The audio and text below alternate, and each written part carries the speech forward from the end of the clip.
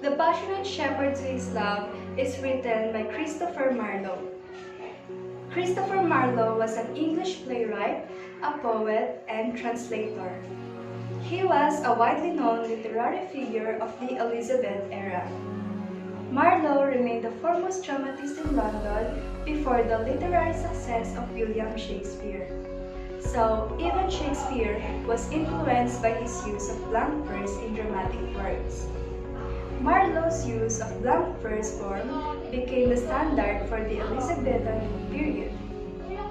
His poem, The Passionate Shepherd to His Love, is written in first-person point of view. The poem centers around a shepherd painting an idyllic picture of what country life will be like to the woman he loves. So, the poem is an invitation to the pastoral life. When we say pastoral, it means that the work of literature portrays an idealized version of country life. As we dig deeper into the poem, we will then figure out if the shepherd is loving in a realistic way or is he loving in an idealistic way. In short, this poem will talk about how passionate the shepherd is in expressing his love towards the woman he loves.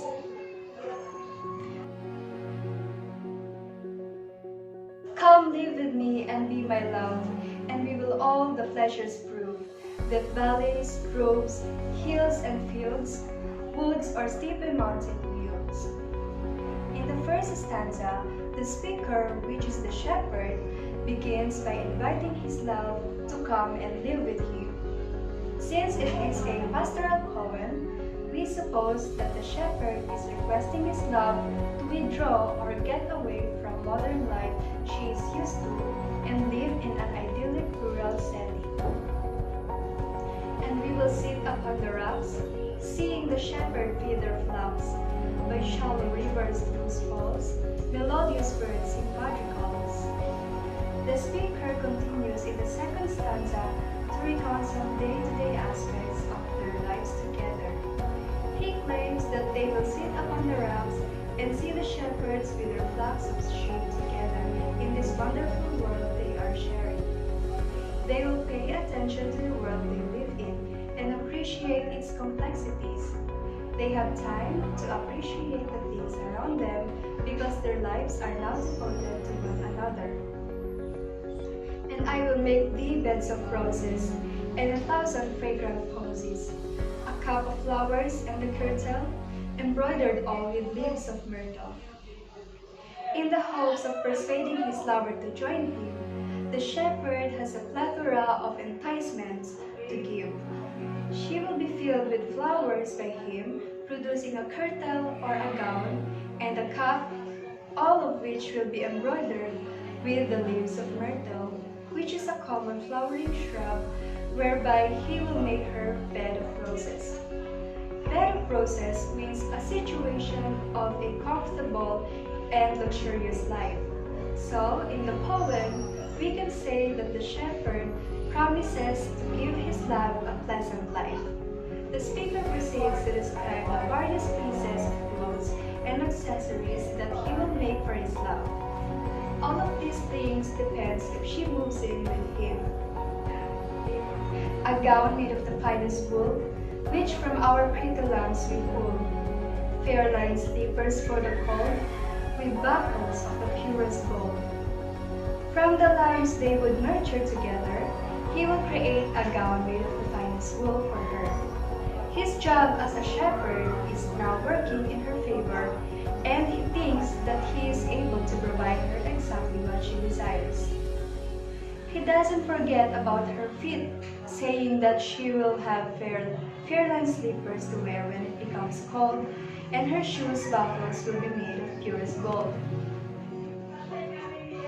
A belt of straw and ivy buds, with coral clasps and amber stands. And if these pleasures may thee move, come live with me and be my love. His offer begins to come to a close in the 5th stanza. A belt made of straw and ivy buds, and showcasing coral clasps and amber stands will be added to her wardrobe. It is clear that the speaker is doing his best to find and describe what he thinks she wants the most in his speech.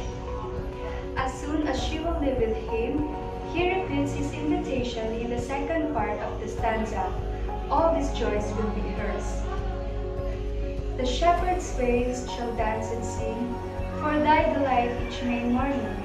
If these delights thus might be moved, come live with me and be my love. The last stanza of the passionate shepherd to his love explains how the shepherd's ways, which means that his friends and lovers would dance and sing once she accepts his offer, and how everyone will join in the fact that everything is just as it should be. He repeats his offer for the third time in the last two sentences. He urges her to come live with him and be his love, if this delights touch her heart. Overall, it is clear that the passionate shepherd to his love is about courtship. The message from the poem states all the efforts that the shepherd is willing to do and give just to persuade or convince his love to live with him. He assured her to give material things he thinks she wants to have. What do you think was the response of the woman he loves? Do you think she accepted the shepherd's offer, or was he rejected by her? Let's find out in the next poem. The Nymph's Reply to the Shepherd by Sir Walter Raleigh. Sir Walter Raleigh is one of the geniuses in English history. He has a great contribution to other artists of the Elizabethan times. He is even a friend of Christopher Marlowe and even made a reply to his poem. During James' reign, he was charged with treason and convicted and sentenced to death. The Nymph's Reply to the Shepherd was written as a response to the passionate shepherd to his love, written by Christopher Marlowe. The speaker of the story is a myth, a Greek mythology character considered to be a personification of nature. This is a masterpiece that serves as a reply to shepherd's plea to her, a love offer depicting a temporary nature of joy and pleasure.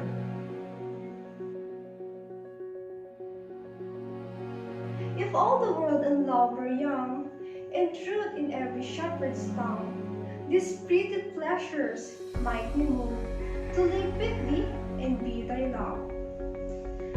In this stanza, the nymph believed that if only the words of the shepherd said to her are true, it will be possible to them to become a lover. She knows that actions are believable rather than promises and words. However, the nymph is implying that it will be impossible to happen. Time drives and flocks from field to fold, when rivers rage and rocks grow cold, and Philomel becomes dumb, the rest complains of cares to come. In the second stanza, the nymph alludes to the way she really feels about the shepherd's plea. Words such as field to fold, rivers range, and rocks grow cold symbolizes pastoral poetic form, which extensifies the meaning of the poem. Philomel, as a Greek myth character with tragic story, symbolizes that if you will become a dumb, you are not able to speak and lose your ability to stand for yourself. The flowers do fade and wanton fields. To wayward winter, reckoning yields. A honey tongue, a heart of gall, is fuzzy spring, but sorrows fall. Beautiful things have their end. Time, possessions, and beauty may be fleeting, but they also have their own endings. Joy and happiness are not constant, just like the seasons, they change over time. Thy gowns, thy shoes, thy beds of roses, thy cap, thy kirtle, and thy crosses, soon break, soon wire, soon forgotten, in folly ripe, in reason rotten. Gowns, shoes, and bed of roses are beautiful things that will also end and may be forgotten.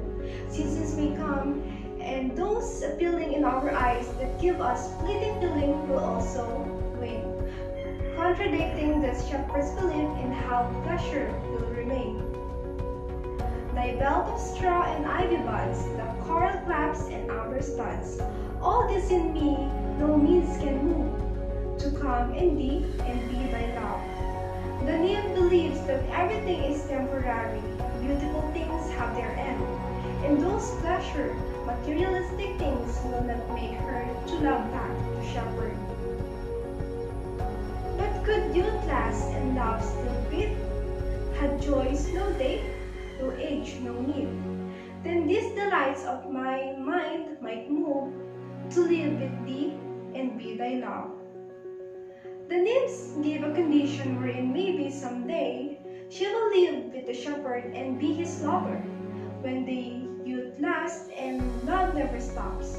When joy has no ending and age will not limit her from doing everything.